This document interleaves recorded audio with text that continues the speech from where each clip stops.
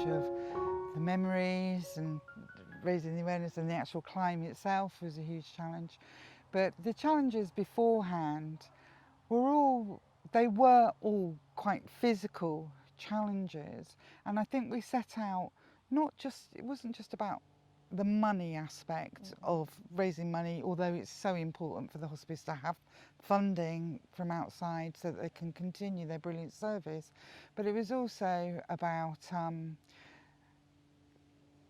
a healing process for us with our grief, and raising the awareness to the general public of what the hospice can do, because we had no idea until we were here with Anne-Marie, did we? Yeah. When you said, oh, Anne-Marie's going to go into the hospice for like the last week, I just had this awful impression in my head that it was this awful place where you go to die, and it's all sad and grey and cold and horrible. And we got here and I was amazed, and for me anyway, I think it's really, really important to tell people that this is here and it's wonderful, and don't struggle with your loved one at home for the last little while that you've got with them. Come here and all that stress and pain is taken away from you, and you can concentrate on having a really quality time with the person that you love.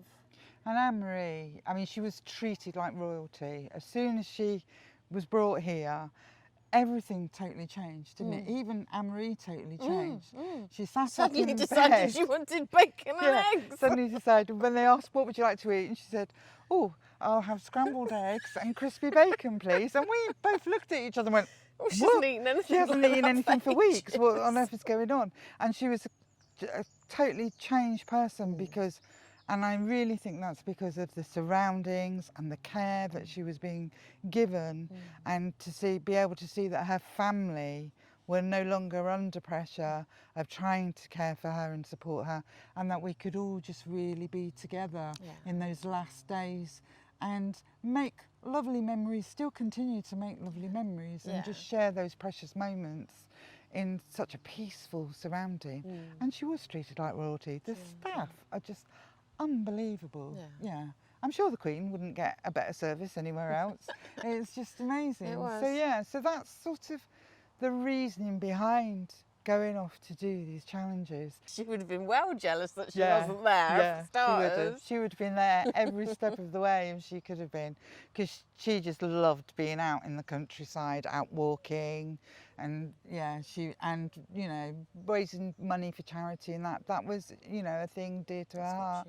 So it was what she did. She was a very smiley, happy person, very smiley, happy person. She was a very stubborn person. Oh my gosh, well, if she didn't want to do something, she wasn't going to do it, and nothing you said was going to make her do it. But she's very family orientated. She loved you guys desperately. It was all about family. But she was a school teacher. She worked in a school in central London for difficult and challenging young people. She worked for them for years, and she worked really hard, and she was passionate about trying to help troubled youngsters, and passionate about young people. She has two brothers and two sisters, and her sisters are a lot younger than her. She was like their second mum. She was very passionate about them, loved her brother, really, really close, and her nephew.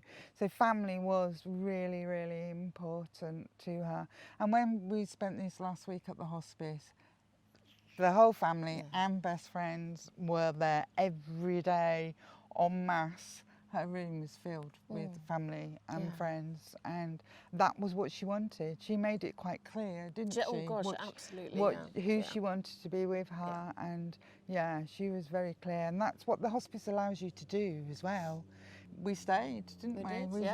We sort of stayed the whole week, and it was just the whole environment really helped support Anne-Marie and us through those days in that last week, and it really gave us a bit of the Anne-Marie that we'd always had back when she arrived here. It's funny really, because I had been friends with Anne-Marie since we did our A-levels together, so donkey's years. And I knew her family. I didn't know her family well, but Anne-Marie talked about everything and anything.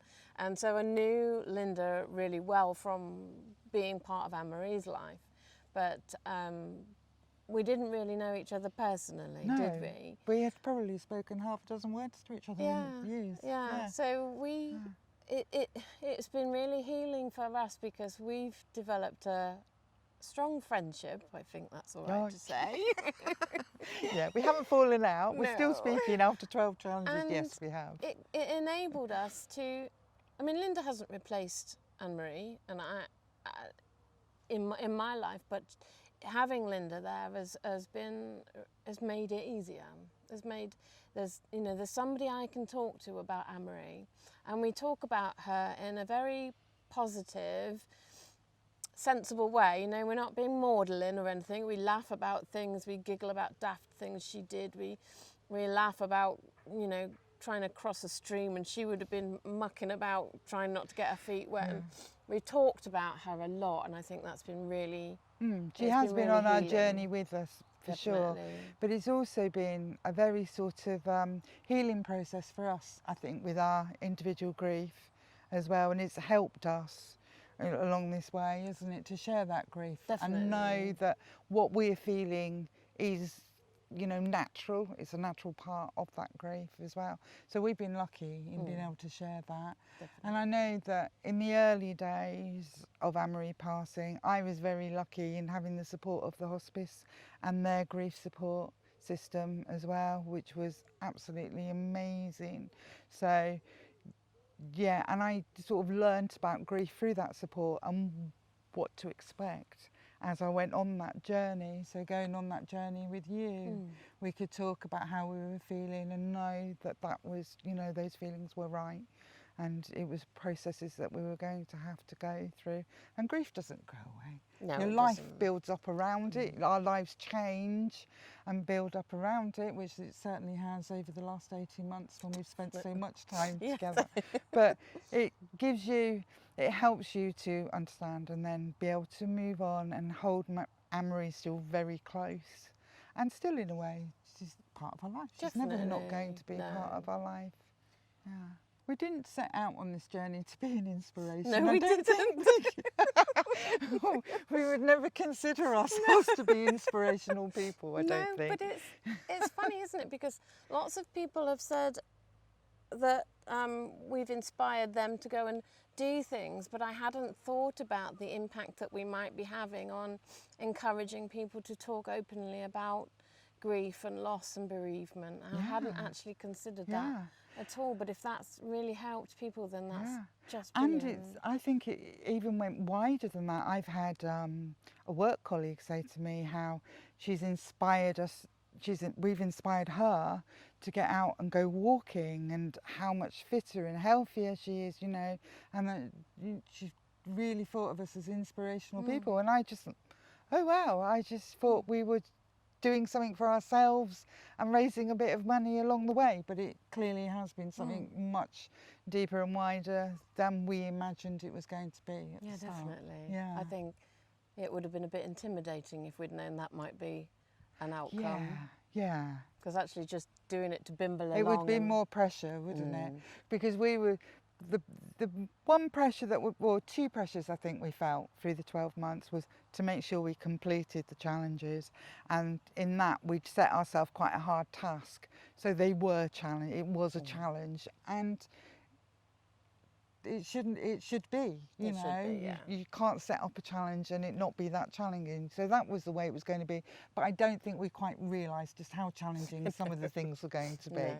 So that was one thing. And then the other thing, the other sort of pressure that we felt was raising money, our desperation to raise money. We were constantly trying to think of ways to keep money going. Because once you've tapped all your friends and family, then it's harder. It's really harder. So you have to reach the wider public. Yeah. If anybody is, I always think, if anybody is not aware of a hospice, whether they're healthy or not, they should make themselves aware, because you just never know when you or a friend or a family Is going is to going need to them, need that yeah. service. And there are so many different services within a hospice. It's not just a place to come and die. Yeah. The hospice is so much more than that.